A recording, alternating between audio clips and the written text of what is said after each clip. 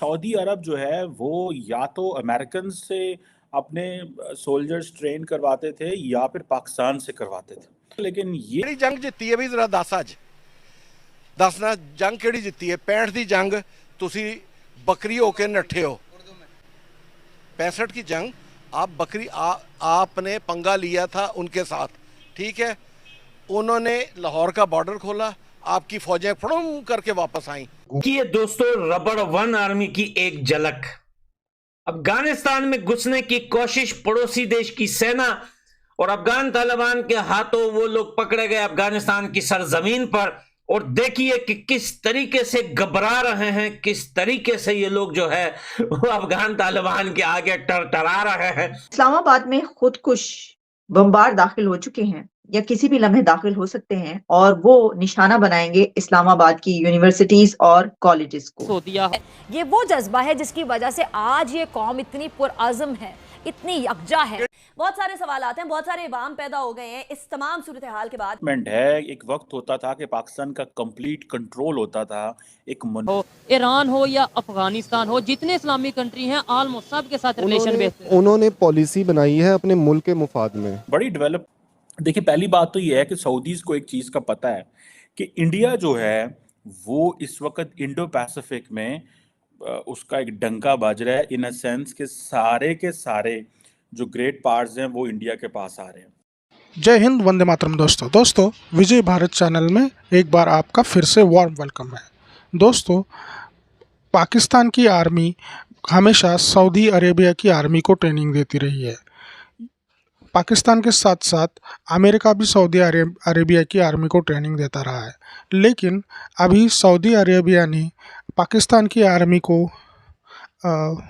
Reject करते हुए भारतीय आर्मी को चुना है। तो इस प्रकार भारतीय जो आर्मी है वो ही सऊदी अरेबिया की आर्मी को ट्रेनिंग दे देगी।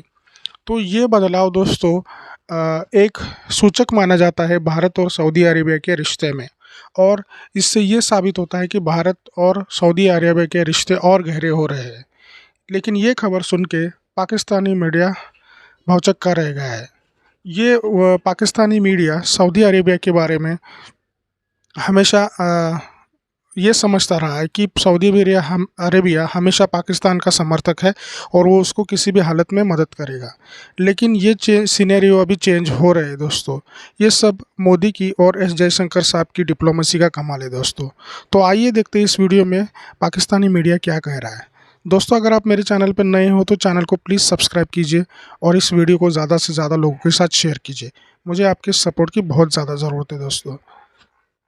मैं मिलता हूं आपको वीडियो के आखिर में। एक वक्त होता था कि पाकिस्तान का कंप्लीट कंट्रोल होता था, एक मोनोपोली होती थी, एक अच्छा ताल्लुक था और अभी भी है, ये नहीं कि ताल्लुक ख़राब हो गए कि सऊदी अरब जो है वो या तो अमेरिकन से अपने सोल्जर्स ट्रेन करवाते थे या फिर पाकिस्तान से करवाते थे, और भी था उनका। लेकिन ये एक नई चीज़ सामने आई है कि तकरीबन सुनने में आया कि 67 या 55 जो रॉयल सऊदी नेवल फोर्स के जो कैडेट्स हैं उनको इंडियन नेवी जो है वो ट्रेन कर रही है। ये एक बड़ी डेवलपमेंट है from Saudi perspective and Indian perspective. Saudis ये क्यों कर रहे हैं, मैं इसकी कुछ मिसालें दे सकता हूँ, बाकी इसको स्ट्रेटिजिकली एनालाइज करने की कोशिश करते हैं। देखिए पहली बात तो ये है कि सऊदीज़ को एक चीज़ का पता है कि इंडिया जो है वो इस वक्त इंडो पैसिफिक में उसका एक डंका बज रहा है, इन अ सेंस के सारे जो ग्रेट पार्ट्स हैं वो इंडिया के पास आ रहे हैं। सो सऊदीज अंडरस्टैंड करना चाहते हैं on what lines Indians are thinking in the Indian Ocean and Pacific Ocean. ये पता आपको सारा कनेक्ट करता है। India is not far away from Middle east.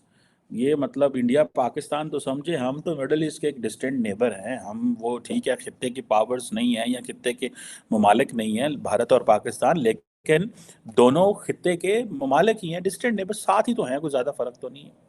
अब इसमें अगर आप देखें ये सारी सिचुएशन तो इसमें आपको पता चलेगा कि सऊदीज़ अंडरस्टैंड करना चाहते हैं कि इंडिया किन लाइंस पे सोच रहा है।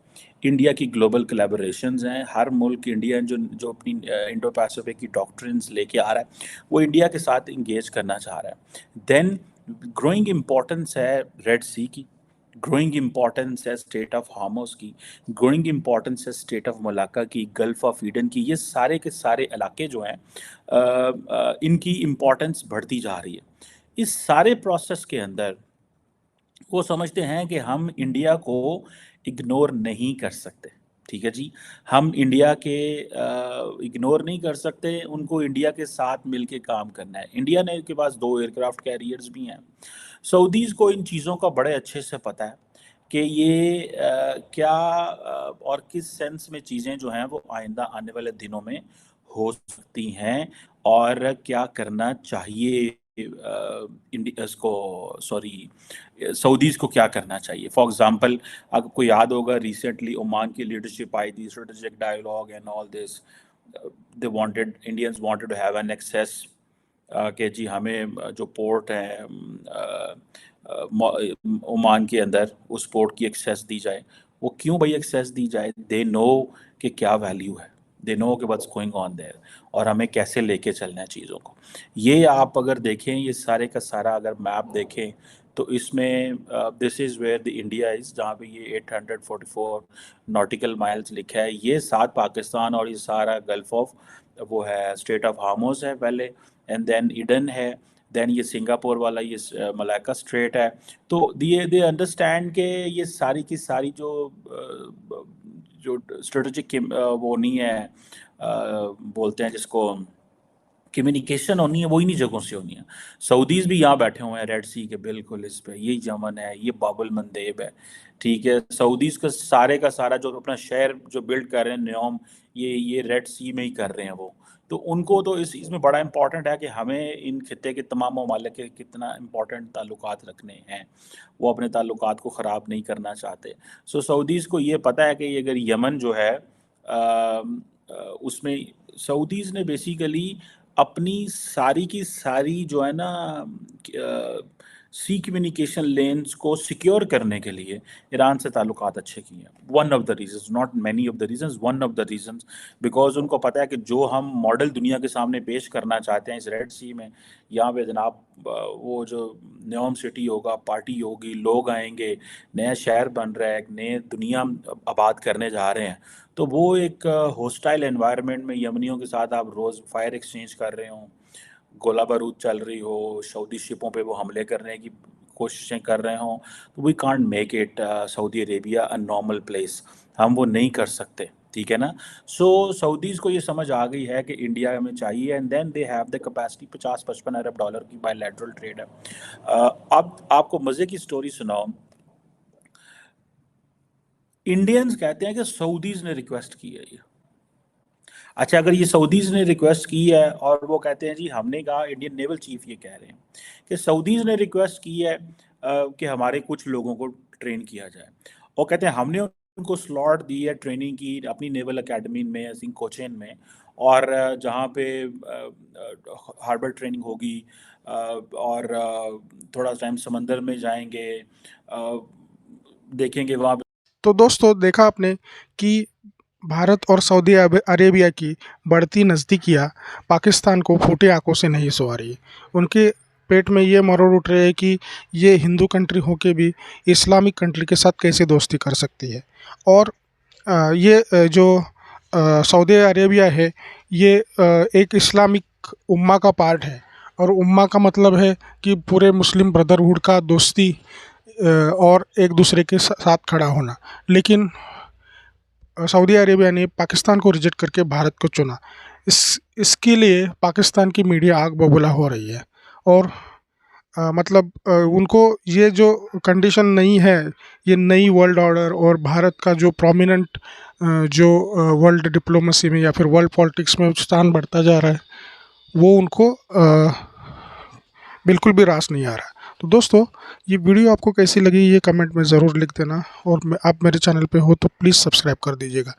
मैं मिलता हूँ आपको अगले वीडियो में। धन्यवाद।